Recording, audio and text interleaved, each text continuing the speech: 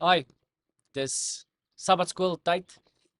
Video wat ek so af en toe vrylaat om te help dink oor sekere temas. Sabbat gaan oor God se rus, daai dag wat ons gekry het toe hy klaar is met die skepping wat ingestel is en wat die Jode vir eeue lank gehou het om te sê dis 'n dag wat ons recuperate, heroriënteer, net by die Here is, glad nie ander goed mag doen nie, nie ander fokusse mag hê nie. Hulle was nogal ernstig daaroor en Jesus het op 'n stadium gesê die Sabbat is vir die mens geskep, nie die mens vir die Sabbat nie. So dit gaan daaroor dat God vir ons hierdie plek en tyd maak en ons aanmoedig om daarby te bly sodat ons heeltyd ons harte kan terugdraai na hom toe. In vandag se moderne wêreld, ons Afrikaanse westerse mense gebruik die Sabbat of Sondag nou as 'n tyd wat ons onthou dat Jesus opgestaan het uit die dood uit, dat hy lewe, dat ons nou deel het aan hierdie nuwe lewe wat hy gee. So dis die hele Sabbat idee en om deel te raak van dit vat oefening. Dis 'n gewoonte aanleerde. Geloof is 'n gewoonte ding, dis 'n manier van leef, 'n leefstyl wat gekweek word en groei. Daarom skool. Skool is 'n plek waar ons leer hoe dinge werk, hoe ons ingeoefen raak om deel te wees van hoe dinge werk. Die stadium is die skool wat ons ken, 'n stelsel wat ons leer om deel te wees van 'n spesifieke stelsel, koninkryk van die wêreld. Daarom dat so baie mense negatief is daaroor en kerke hulle eie skole maak. En as hulle die navorsing doen, iemand soos Ken Robinson as jy belangstel, sal sê die huidige skoolstelsel, dis nou die gewone education system, veral van Suid-Afrika, hoor ons mos in die media is swak en agter en heeltemal terrible. En dit is wat dit is en mens kan heen en weer daar debatteer. Maar hoe ook al dit in die wêreld werk en waarmee ook al ons besig is. Ons as gelowiges stap saam met Jesus en ons word geskool in sy manier van dink en kyk na die wêreld. So waarmee ook al ons besig is, of ons nou leer hoe om te swys, om wiskunde te doen, om te bestuur, hoe om budgets uit te werk, agter en bo en onder dit alles is ons God se mense waarmee saam 'n sekere verantwoordelikheid of 'n siening kom. En dis waarin ons onsself skool as ons sê ek wil geestelik groei, ek wil nader aan die Here groei. Ek wil my verhouding met God versterk sodat ek meer geoefen kan wees om in hierdie wêreld te wees wat hy my stuur om te wees. So dis min of meer waaroor ons hier praat. En ons doen dit op hierdie stadium as jy 'n paar gemis het, deur te praat oor God, spesifiek wie God is. Ons praat oor God se natuur, ons praat oor hoe ontdek ons God of hoe kom God na ons toe deur die eeue heen, deur die Bybel en deur sy Gees vandag. Idees waaroor ons al gepraat het is kenosis, hierdie idee dat God homself kom gee het, kom mens maak het, deel van ons natuur kom raak het. Ons het gepraat oor 'n konsep theosis, theo wat maar God beteken is om deel te raak van sy natuur, om te leer wat beteken dit en hoe lyk dit om in sy familie te wees en deel van sy familie te wees. Ons het gepraat van die Missio Dei, hierdie God wat in die wêreld inkom heeltyd op verskillende maniere na ons toe kom en self in persoon tussen ons kom wees en saam met ons kom wees en dan ons stuur. En is nogal toe ek hierdie video opneem, is ons in hemelvaart tyd. Ons gaan binnekort hemelvaart vier of onthou. Dis daai oomblik wat Jesus kom koning word het oor die heelal. Hulle praat van die cosmic Jesus, as jy dit wil opsoek. Dis hierdie idee dat Jesus nou in beheer is en heers oor alles. Alles, alles, alles. En om daai plek in te neem, sê vir ons dat hy daai plek nie gehad het nie, dat dit nie sy plek was nie. En so hier's 'n paar interessante idees wat ek net gou vinnig wil deel as ons in hierdie insetsel, hierdie video praat oor God se koninkryk. Wat is God se koninkryk? Hoe dink ons oor die koninkryk van die Here? En ons begin dink in hierdie terme want dis wat ons kry in die Bybel. So ons moet, as ons oor God praat, moet ons oor sy koninkryk praat. As ons sê hy is my koning, hy is my God, dan is daar 'n raamwerk of grense waarbinne ek leef en ek noem dit sy koninkryk. Daar's iets wat ek probeer doen in die wêreld as sy gestuurde en ek noem dit sy koninkryk. Daar is 'n kultuur of 'n manier van leef wat ek probeer aanneem en waarvan ek probeer deel wees en dit is sy koninkryk. Nou baie van ons leef met hierdie persepsie dat God se koninkryk eers regtig tot stand gaan kom of sigbaar gaan wees in die hemel eendag. En dat Jesus, omdat hy hemel toe opgevaar het, weggegaan het van hier af. Met ander woorde, hierdie is nie sy koninkryk nie, sy koninkryk is iewers anders. En ons gaan op 'n stadium hierso ontsnap en na sy koninkryk toe gaan. Die gevolg is dat ons die hier en nou, die fisiese, die lewe, minderwaardig ag. Ons skryf dit af, ons gee nie reg om nie. Ons het hierdie idee dat dit nie regtig saak maak nie, maar dit doen. Want as hierdie nie saak maak nie, kan ek nie maak wat ek wil. Dit maak nie regtig saak nie. Solank ek in Jesus glo, gaan ek hemel toe. Ek gaan na sy koninkryk toe gaan en alles gaan perfek wees. So, wat ek nou hier aanvang, maak nie regtig saak nie. So ons sit nie vreeslik erns of dis nie vir ons belangrik om moeite te doen met ons verhouding met die Here nie. En ons sien dit in goeie soos kerk toe gaan, bid, Bybel lees, moeite doen met ons eie geestelike groei. Dis nie vir ons belangrik nie. Wat wel hier en nou belangrik is die goed wat voor ons is. Oorlewing, geld, ambisie, ons selfbeeld, hoe ons voel tussen ander mense, hoe baie ander mense het en hoe min ons het en hoe baie ons soos hulle wil hê. Hoe hoog en nice en goed ons is teenoor mense wat minder as ons is, soos die wat op straat is. Hoe eie aan myself en beskermend ek kan wees oor my eie koninkryk of my eie gemak, sodat ek kan kwaad raak vir iemand wat dit bedreig, wat anders as ek optree. As hulle inkom en hulle kultuur en manier van doen is anders as myne, dan is hulle 'n bedreiging en mag ek 'n muur bou om hulle uit te stoot, selfs van hulle ontslae te raak, vir hulle weg te kry uit my omgewing uit. Ek bou vir my 'n leefstyl of 'n omgewing in my skool, in my kerk, in my winkels, in my dorp, in my buurt, om seker te maak dat dit wat hier gebeur volgens my lisse en grille. Klink enige van hierdie vir jou bekend? So hoor jy die kopskuif wat ons gaan moet maak as ons oor God se koninkryk gaan begin dink teenoor ons eie koninkryke.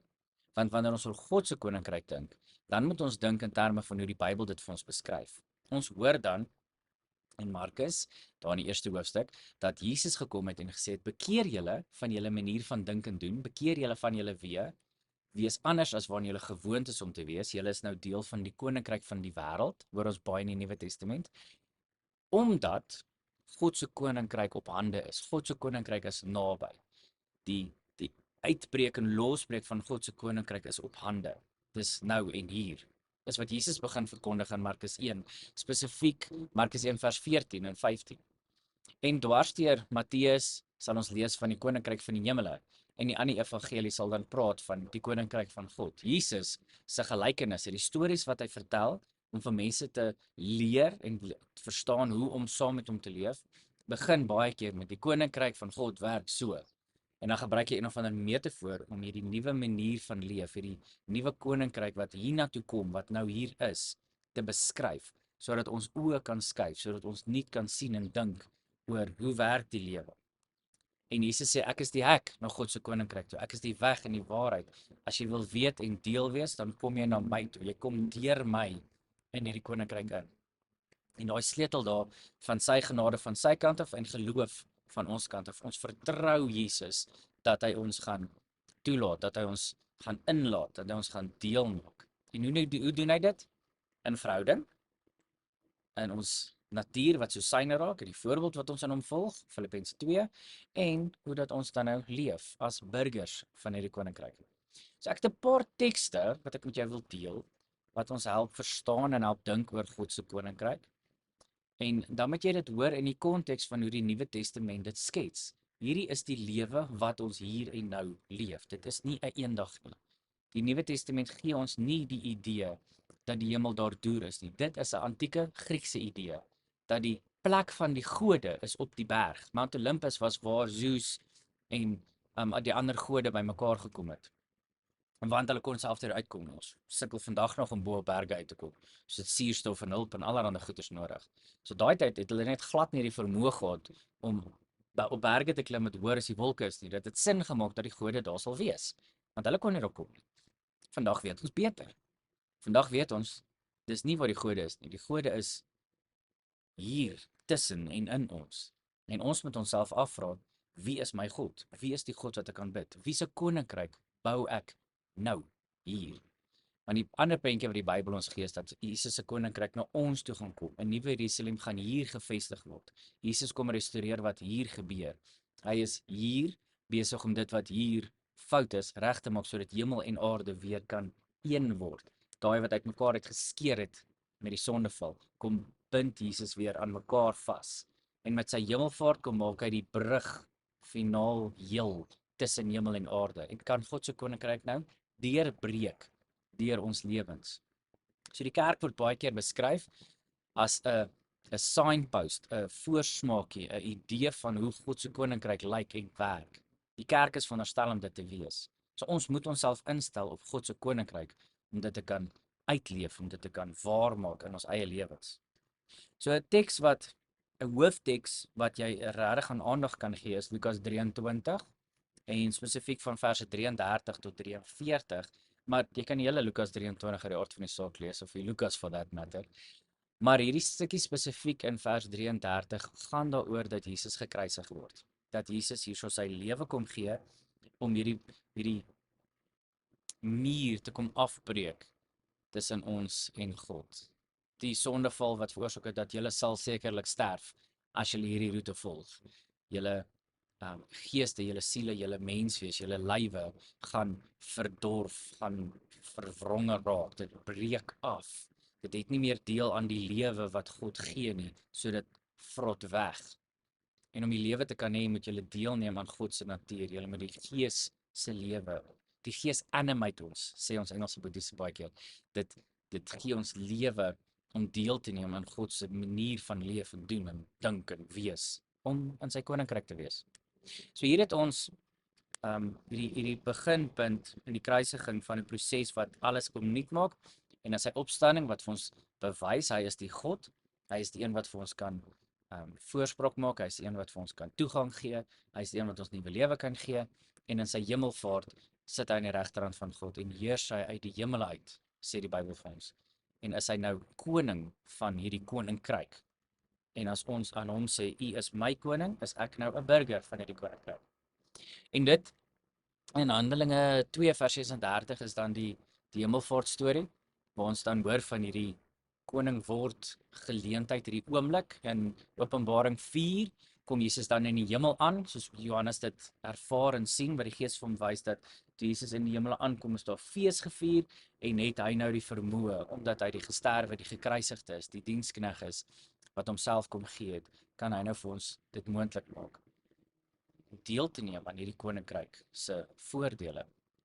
En dan 'n ander teks, Handelinge 7:56, kleer vir ons hierdie bietjie in, waar ons Stefanus wat gestenig word, toe hy opkyk, toe sien hy 'n gesig, hoe Jesus aan die regterhand van God sit.